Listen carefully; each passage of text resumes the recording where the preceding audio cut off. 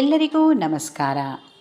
ವೀಕ್ಷಕರೇ, ಇತ್ತೀಚಿನ ದಿನಗಳಲ್ಲಿ ಎಲ್ಲೂ ನೋಡಿದ್ರೂ ಕೊಲೆ ಸುಲಿಗೆಗಳು, ಕುಟುಂಬದಲ್ಲಿ ಗಲಾಟೆ, ಸಣ್ಣ ಪುಟ್ಟ ವಿಷಯಕ್ಕೆ ಆತ್ಮಹತ್ಯೆ, ಹೀಗೆ ಹಲವಾರು ಪ್ರಕರಣಗಳನ್ನು ಪ್ರತಿದಿನ ನೋಡ್ತಾ ಇದ್ದೀವಿ ಅಲ್ವಾ?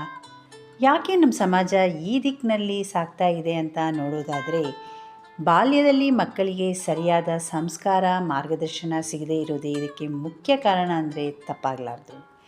ಹಾಗಾದರೆ ಸಂಸ್ಕಾರ ಪಾಠ ಯಾರು ಹೇಳ್ಕೊಡ್ಬೇಕು? ಅದು ಎಲ್ಲಿ ಸಿಗುತ್ತದೆ ಅಂದರೆ ಅದು ಮೊದಲು ಮನೆಯಿಂದಲೇ. ವೀಕ್ಷಕರೇ, ಮಕ್ಕಳಿಗೆ ಚಿಕ್ಕಂದಿನಿಂದಲೇ ತಂದೆ ತಾಯಿಗಳು ಹೇಳಲೇಬೇಕಾದ ಕೆಲವು ಬುದ್ಧಿ ಮಾತುಗಳು ಏನು ಅನ್ನೋದನ್ನು ನೋಡೋಣ ಬನ್ನಿ. ಅಂದಂದಿನ ಪಾಠಗಳನ್ನು ಅಂದೇ ಓದಿ ಮುಗಿಸಬೇಕು. ವಿದ್ಯೆ ಪಡೆಯಬೇಕು ಅಂದರೆ ಏಕಾಗ್ರತೆ ಬಹಳ ಮುಖ್ಯ. ಧೈರ್ಯವಂತನಿಗೆ, ಪ್ರಯತ್ನ ಪಡುವವನಿಗೆ ಅಸಾಧ್ಯವಾದದ್ದು ಯಾವುದೂ ಇಲ್ಲ. ಬಂಧುಗಳೊಡನೆ ಯಾರೂ ಜಗಳವಾಡಬೇಡಿ. ಆದಾಯಕ್ಕೆ ತಕ್ಕಂತೆ ನೋಡಿ ಖರ್ಚು ಮಾಡು. ಕೋಪವೇ ಮನುಷ್ಯನ ಮೊದಲ ಶತ್ರು. ಶಿಸ್ತು ವ್ಯಕ್ತಿತ್ವ ವಿಕಸನದ ಮೊದಲ ಮೆಟ್ಟಿಲು. ಮನುಷ್ಯನಿಗೆ ಮನಸ್ಸೇ ಶತ್ರು, ಮನಸ್ಸೇ ಮಿತ್ರ. ಒಳ್ಳೆಯ ಕೆಲಸ ಮಾಡಿದವನಿಗೆ ದುರ್ಗತಿ ಇಲ್ಲ. ಸಮಯ ಪಾಲನೆ ಮಾಡುವುದು ವ್ಯಕ್ತಿತ್ವಕ್ಕೆ ಮೆರುಗು ನೀಡುತ್ತದೆ. ಸ್ವಚ್ಛ ಉಡುಪು, ಸುಂದರ ಮಾತು, ಶಿಸ್ತು, ಗುಣ ನಡತೆಗಳಿಂದ ಮನುಷ್ಯನು ಗೌರವ ಪಡೆಯುತ್ತಾನೆ. ಅನಗತ್ಯ ಮಾತುಗಳಿಂದ ವ್ಯಕ್ತಿತ್ವಕ್ಕೆ ಹಾನಿಯಾಗುತ್ತದೆ. ಇತರರನ್ನು ದೂರುವುದು, ನಿಂದಿಸುವುದರಿಂದ ತನ್ನ ವ್ಯಕ್ತಿತ್ವಕ್ಕೆ ಧಕ್ಕೆ ಉಂಟಾಗುತ್ತದೆ.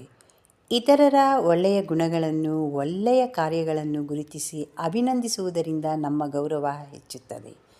ಇತರರಲ್ಲಿ ನಾವಾಗಿಯೇ ಮಾತನಾಡಿ ಮಿತ್ರತ್ವ ಸಂಪಾದಿಸಬೇಕು.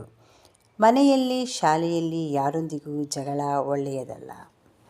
ವೀಕ್ಷಕರೇ, ಮನೆಯೇ ಮೊದಲ ಪಾಠಶಾಲೆ, ಅಮ್ಮನೇ ಮೊದಲ ಗುರು ಎಂಬ ಹಿರಿಯರ ಮಾತು ಕೇಳಿದ್ದೇವೆ ಅಲ್ವಾ? ಇದು ಖಂಡಿತವಾಗಲೂ ಸತ್ಯವಾದ ಮಾತು. ನಮ್ಮ ಮಕ್ಕಳಿಗೆ ಸನ್ನಡತೆಯ ಪಾಠ, ಸಂಸ್ಕಾರ ಪಾಠ ಮೊದಲು ಮನೆಯಿಂದಲೇ ಸಿಗಬೇಕು. ಆದರೆ ನಮ್ಮ ದುರಂತವೇನೆಂದರೆ ಇದನ್ನು ನಾವು ಶಾಲೆಗಳಿಂದ ನಿರೀಕ್ಷಿಸುತ್ತೇವೆ. ಸಾಕಷ್ಟು ಫೀಸು ಕೊಟ್ಟು ಶಾಲೆಗೆ ಕಳುಹಿಸಿದ ಮಾತ್ರಕ್ಕೆ ಸಂಸ್ಕಾರ ದೊರೆಯುತ್ತದೆಂಬ ಭ್ರಮೆ ನಮ್ಮದು. ವೀಕ್ಷಕರೇ, ನೆನಪಿರಲಿ, ಶಾಲೆಗಳಿಂದ ಒಂದಷ್ಟು ಪಾಠ ಸಿಗುತ್ತದೆ ನಿಜ, ಆದರೆ ಎಲ್ಲವನ್ನೂ ಶಾಲೆಗಳಿಂದ ನಿರೀಕ್ಷಿಸುವುದು ತಪ್ಪಲ್ವಾ? ವೀಕ್ಷಕರೇ, ನನ್ನ ಈ ಮಾಹಿತಿ ನಿಮಗೆ ಇಷ್ಟವಾದರೆ ದಯವಿಟ್ಟು ಲೈಕ್, ಶೇರ್, ಕಮೆಂಟ್ ಮಾಡಿ. ಹಾಗೆಯೇ ಸಬ್ಸ್ಕ್ರೈಬ್ ಆಗೋದನ್ನು ಮರಿಬೇಡಿ. ಧನ್ಯವಾದಗಳು.